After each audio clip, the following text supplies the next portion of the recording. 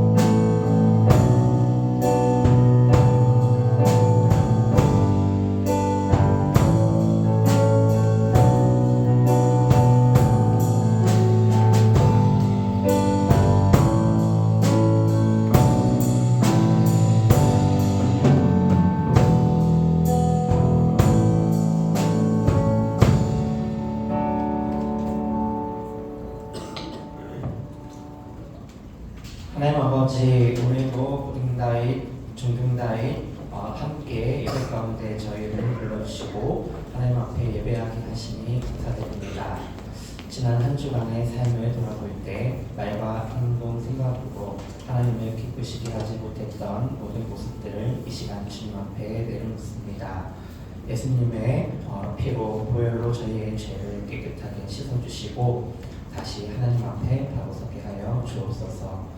하나님, 이제 새 학기를 시작하는 저희 중고등부 친구들을 위해 기도합니다. 새로운 학년, 새로운 환경 속에서 기대와 설렘도 있지만 두려움과 걱정도 있습니다.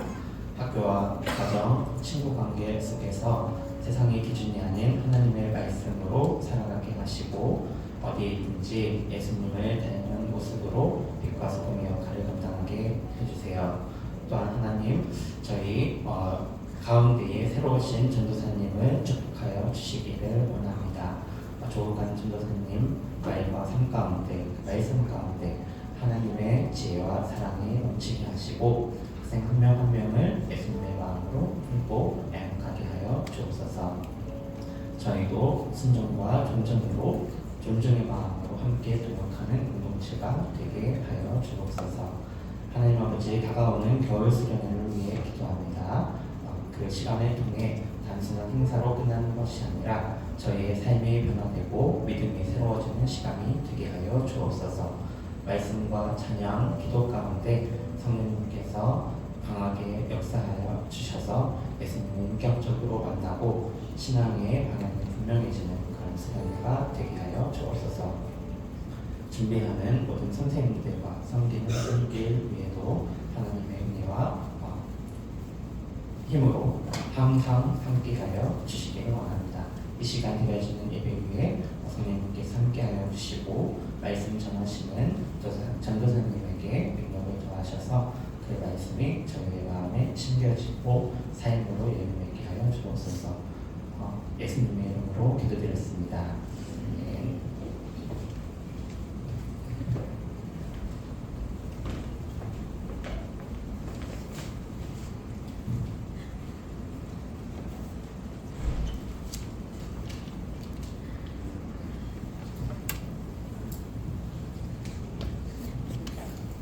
여러분 반갑습니다. 좌우 옆 사람들과 한번 눈빛의 인사를 한번 나눠볼까요? 자,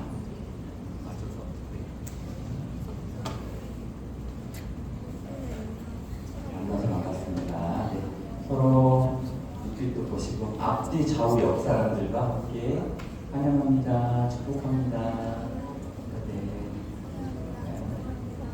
좋습니다. 이 시간 우리에게 말씀하시는 하나님의 음성의 마음을 열고 시편 119편 169절부터 176절까지의 말씀을 함께 봉독하도록 하겠습니다. 시편 119편 169절부터 176절까지의 말씀을 함께 봉독하겠습니다. 거룩하신 하나님의 말씀입니다.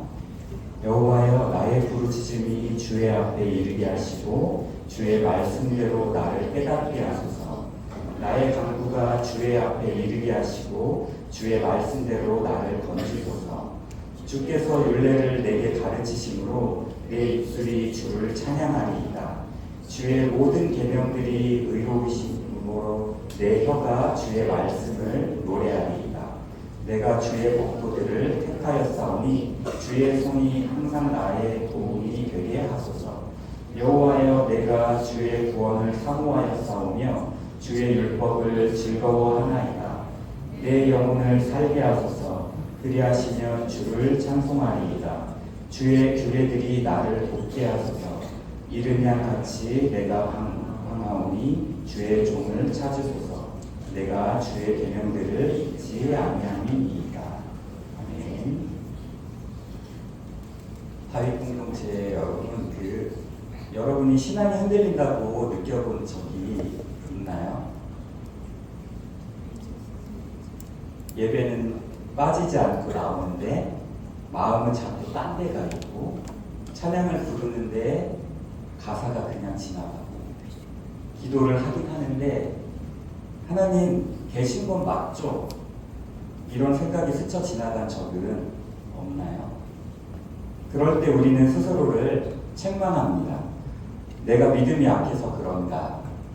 다른 애들은 잘 믿는 것 같은데 나만 이런가? 그런데 오늘 우리가 읽은 시편의 고백을 한 사람은 신앙이 부족한 사람이 아닙니다. 말씀을 누구보다 사랑했던 사람입니다. 시편 119편은 성경에서 가장 긴 장입니다. 176절 전체가 오직 하나의 주제, 하나님의 말씀에 대한 고백입니다. 그런데 그 시편의 마지막 고백이 이렇습니다. 이른 양 같이 내가 방황하였나이다. 말씀을 사랑한 사람이, 말씀을 붙잡고 싶었던 사람이 자기 인생을 돌아보며 나는 방황했습니다 라고 말합니다. 이것은 실패의 고백이 아닙니다. 하나님 앞에서 정직해진 신앙의 고백입니다. 문제를 없애달라는 기도가 아니라 나를 보게 해달라는 기도였던 것입니다. 169절 말씀을 함께 보겠습니다. 여호와여 나의 부르짖음이 주 앞에 이르게 하시고 주의 말씀대로 나를 깨닫게 하소서. 이 기도는 방향이 분명합니다. 시편 기자는 문제부터 말하지 않습니다. 상황을 설명하지도 않습니다. 그가 먼저 구한 것은 이것입니다. 나를 깨닫게 해주세요. 여러분, 신앙이 자랄수록 기도의 내용이 달라집니다. 처음에는 이렇게 기도합니다. 이 문제를 없애주세요. 이 상황에서 벗어나게 해주세요. 그런데 시간이 지나면 이렇게 바뀝니다. 하나님, 이 문제 속에서 제가 지금 어디에 서 있는지 보게 해주세요. 말씀은 문제를 해결하는 도구가 아니라 나를 비추는 거울입니다. 170절에서도 같은 고백이 반복이 됩니다. 주의 말씀대로 나를 건지소서. 여기서 중요한 말이 있습니다. 주의 말씀대로 라는 말입니다. 내 감정대로가 아니고 내 생각대로가 아닙니다. 말씀을 기준으로 나를 살려달라는 기도입니다. 말씀이 다시 들리기 시작할 때 가장 먼저 바뀌는 것이 있습니다. 171절에 말씀을 보면 갑자기 분위기가 바뀝니다. 주께서 율례를 가르치심으로 내 입술이 찬송을 바랄지니이다. 상황이 해결되었다는 말이 없습니다. 문제가 끝났다는 말도 없습니다. 그런데 찬양을 합니다. 왜일까요?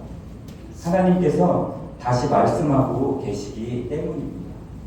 여러분, 하나님께서 우리를 말씀으로 다루신다는 것은 아직 우리를 포기하지 않으셨다는 증거입니다. 가장 위험한 상태는 넘어지는 상태가 아닙니다. 말씀이 아무 느낌 없이 지나가는 상태입니다. 말씀이 마음을 찌르고 불편하게 하고 다시 생각하게 만든다면 그것은 하나님께서 지금도 우리를 붙들고 계신다는 증거입니다. 172절 말씀입니다. 주의 말씀을 나의 혀가 노래하오니. 말씀이 다시 들리기 시작하면 가장 먼저 바뀌는 것이 있습니다. 말과 태도입니다. 불평이 줄어듭니다. 남을 쉽게 판단하는 말이 줄어듭니다. 기도가 아주 조금씩 그러나 분명히 늘어납니다. 말씀은 조용하지만 확실하게 사람을 바꿉니다. 말씀을 선택했어도 여전히 은혜가 필요합니다. 173절에서 시편 기자는 분명히 고백을 하고 있습니다. 내가 주의 법도를 택하였나이다. 그는 말씀을 선택한 사람입니다. 그런데 바로 이어서 이렇게 기도를 합니다. 주의 손이 항상 나를 도우소서. 여러분, 이 두 고백은 반드시 함께 가야 합니다. 말씀을 선택했다고 해서 혼자 잘할 수 있는 것이 아닙니다. 오히려 말씀을 선택할수록 더 분명해지는 진리가 있습니다. 나는 하나님의 손이 없으면 하루도 제대로 걸을 수 없는 사람이구나 라는 것입니다. 174절에서 그는 이렇게 말을 합니다. 주의 율법을 즐거워하나이다. 이 말은 말씀이 쉬워졌다는 뜻이 아닙니다. 말씀 없이는 방향을 잃는다는 것을 알게 되었다는 뜻입니다. 175절에서 그 이유를 말을 하고 있습니다. 내 혼이 살아서 주를 찬송하게 하시며 말씀은 우리들의 영혼을 살립니다. 살아난 영혼은 자연스럽게 하나님을 바라보게 됩니다. 방황했지만 끝까지 붙잡고 있었던 단 한 가지 176절의 말씀입니다. 마지막 절입니다. 이른 양 같이 내가 방황하였나이다. 주의 종을 찾으소서. 내가 주의 계명들을 잊지 아니함이니이다. 시편 기자는 변명하지 않습니다. 자신이 방황했다고 솔직하게 고백을 합니다. 그러나 동시에 이것을 말하고 있습니다. 말씀은 놓지 않겠습니다. 여러분, 이 고백이 희망입니다. 신앙은 흔들릴 수 있습니다. 마음이 하나님으로부터 멀어질 수도 있습니다. 길을 잃은 것처럼 느껴질 수도 있습니다. 그러나 말씀을 완전히 놓지 않는다면 하나님은 반드시 다시 찾아옵니다. 왜냐하면 우리가 하나님을 찾기 전에 하나님께서 먼저 우리를 찾으시는 분이시기 때문입니다. 다윗 공동체 여러분, 오늘 우리는 아주 정직한 고백 하나를 들었습니다. 이른 양 같이 내가 방황하였나이다. 이 말은 믿음 없는 사람의 말이 아닙니다. 말씀을 사랑했던 사람의 말입니다. 하나님을 떠난 사람이 아니라 하나님 앞에서 자기 자신을 숨기지 않게 된 사람의 고백입니다. 여러분, 신앙생활을 하다 보면 어느 순간 우리는 이렇게 착각을 합니다.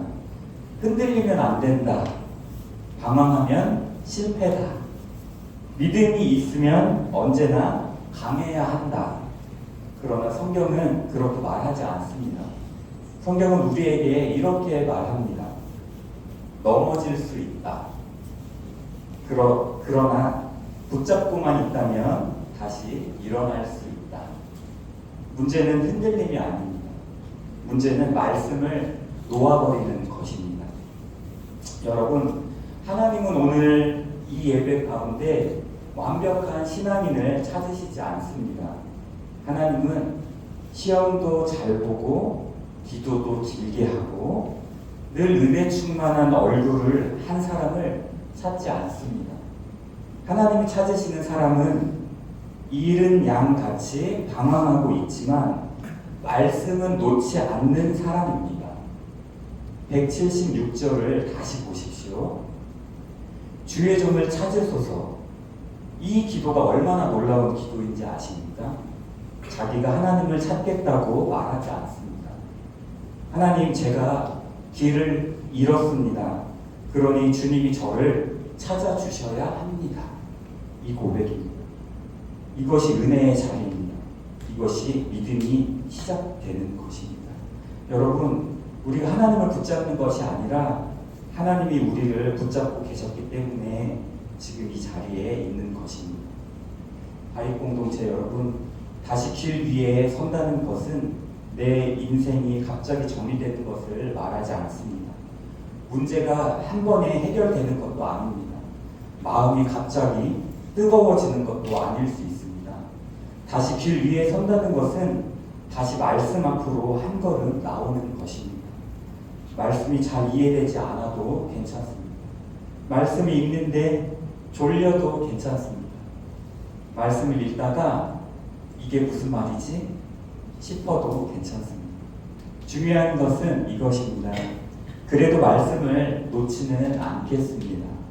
말씀은 우리를 붙잡는 것 같지만 사실은 말씀이 우리를 붙잡고 있습니다. 말씀은 길을 잃은 우리를 정죄하지 않습니다. 말씀은 조용히 우리를 다시 부르십니다. 여기가 길이다. 다시 여기서 시작하자. 라고 말합니다. 이제 말씀을 마치며 여러분에게 한 가지 묻고 싶습니다. 여러분은 지금 무엇을 붙잡고 있습니까? 성적입니까? 사람들의 시선입니까? 미래에 대한 불안입니까? 아니면 이미 포기해버린 어떤 마음입니까? 오늘 하나님은 다른 것을 더 붙잡으라고 말씀하지 않으십니다. 말씀을 다시 붙잡아라. 하루에 많은 말씀을 읽으라는 말이 아닙니다. 완벽한 큐티를 하라는 말도 아닙니다. 다만 이것 하나입니다. 놓지 마라. 오늘 이 예배가 끝나고 집에 돌아가서 성경을 펼치지 못할 수도 있습니다. 그러나 마음속에서 이 고백 하나만은 놓지 않기를 원합니다. 하나님, 제가 방황했지만 말씀은 놓지 않겠습니다. 이 고백을 하나님은 결코 가볍게 여기지 않으십니다. 이제 결단의 기도로 나아가겠습니다. 이제 말씀을 듣는 자리에서 기도하는 자리로 나아가고자 합니다. 눈을 감으셔도 좋고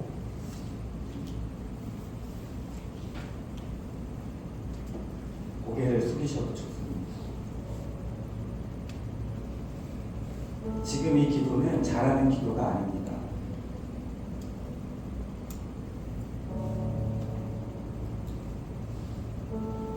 예쁘게 말하는 기도가 아닙니다.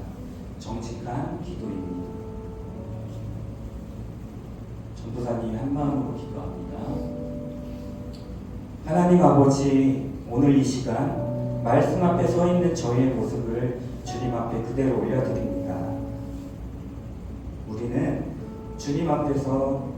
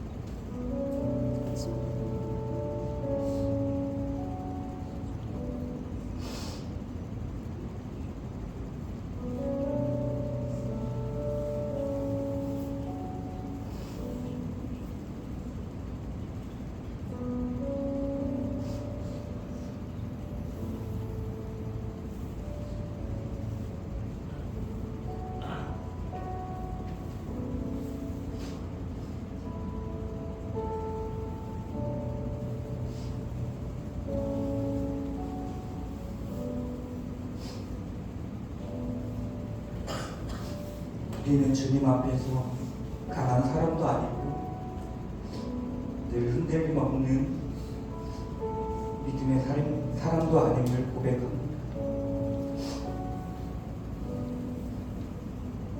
겉으로는 괜찮은 것처럼 보였지만 우리 마음은 자주 길을 잃었고 해야 할 말은 잘 알면서도 살아내지는 못했던 날들이 많았습니다. 예배 자리에 앉아 있었지만 마음은 멀리 떠나 있었고 말씀을 들었지만 순종으로 이어지지 못한 순간들이 얼마나 많았는지 주님은 다 알고 계십니다. 하나님, 그럼에도 불구하고 오늘 이 자리에 우리를 다시 불러주셔서 감사합니다. 우리가 주님을 붙잡기 전에 주님께서 먼저 우리를 놓지 않으셨고 우리가 길을 잃고 헤맬 때에도 주님은 조용히 기다리시며 말씀으로 우리를 다시 찾으셨음을 믿습니다. 하나님, 오늘 우리는 변명하지 않겠습니다. 핑계대지 않겠습니다. 다만 이렇게 고백합니다. 주님, 저는 이른 양 같았습니다. 그러나 동시에 믿음으로 고백합니다. 우리를 끝까지 포기하지 않으시는 선한 목자가 계심을 믿습니다. 하나님, 오늘 이 시간 결단합니다. 신앙이 완벽하지 않아도 말씀을 놓지 않겠습니다. 마음이 흔들리고 기도가 막히는 날이 와도 말씀을 놓지 않겠습니다. 다시 넘어지고 또다시 방황하게 될지라도 말씀을 떠나지 않고 말씀 앞으로 다시 돌아오겠습니다. 하나님, 우리를 붙잡아 주십시오. 우리의 의지가 아니라 우리의 은혜로, 주의 은혜로 다시 길 위에 서게 하여 주옵소서. 말씀이 우리의 생각을 붙들고, 말씀이 우리의 마음을 살리고, 말씀이 우리의 발걸음을 인도하게 하여 주옵소서. 오늘의 결단이 감정으로 끝나지 않게 하시고 내일부터의 삶 속에서 조용한 순종으로 이어지게 하여 주옵소서. 하나님, 우리를 찾으소서. 주의 말씀으로 다시 길 위에 서게 하소서. 우리의 선한 목자 되시는 예수님의 이름으로 간절히 기도드립니다. 아멘. 우리 다 같이 나오셔서 헌금 수업을 할 건데요.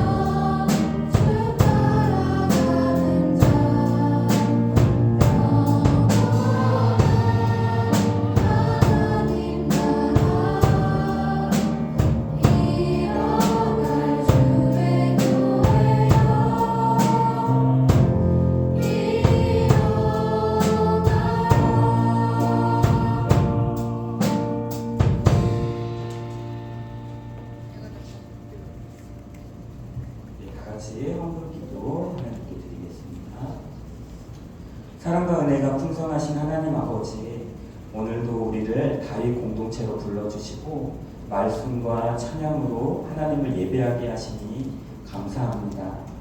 지금 우리의 손에 올려드리는 이 헌금이 단순한 물질이 아니라 우리의 마음과 삶을 함께 드리는 고백이 되게 하여 주옵소서. 우리가 가진 모든 것이 하나님께로부터 왔음을 믿음으로 고백합니다. 각자의 형편은 다르지만 감사로 드리는 손길을 기쁘게 받아주시고 작은 순종 위에 하나님의 나라를 세워 주옵소서. 이 헌금을 통해 다윗 공동체가 다음 세대를 살리고 복음을 전하며 하나님의 사랑을 흘려보내는 공동체 되게 하여 주옵소서. 헌금을 드리는 우리의 삶도 함께 주님께 올려드립니다. 학교에서, 가정에서, 친구들 사이에서 하나님의 사랑으로 살아가게 하시고 우리의 오늘이 주님께 영광이 되게 하여 주옵소서. 모든 것을 주관하시는 우리 주 예수 그리스도의 이름으로 기도드립니다. 아멘.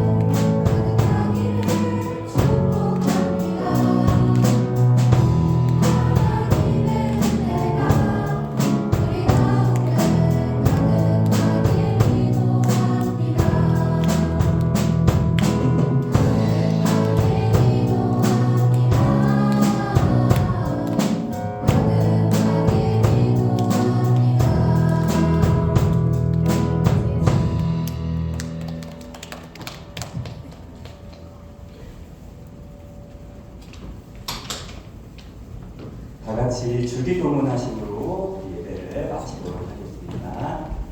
하늘에 계신 우리 아버지, 아버지의 이름을 거룩하게 하시며 아버지의 나라가 오게 하시며 아버지의 뜻이 하늘에서와 같이 땅에서도 이루어지게 하소서. 오늘 우리에게 일용할 양식을 내려주시고 우리가 우리에게 잘못한 사람을 용서하여 준 것 같이 우리 죄를 용서하여 주시고 우리를 시험에 빠지지 않게 하시고 악에서 구하소서. 나라와 권능과 영광이 영원히 아버지의 것입니다. 아멘.